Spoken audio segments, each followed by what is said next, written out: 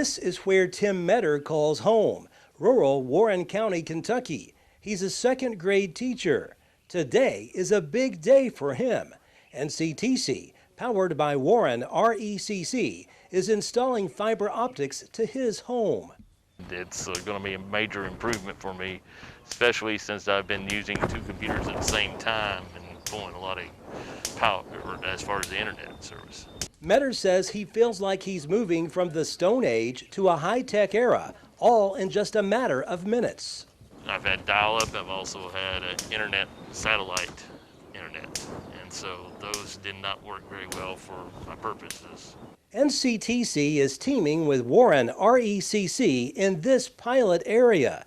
If successful, NCTC, powered by Warren RECC, plans to expand to more homes and businesses in Warren County.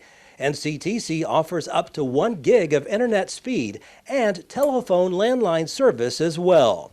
If you live in the pilot area of southern Warren County and want to make the switch to high-speed internet like Tim Metter has, visit www.FiberForWarren.com.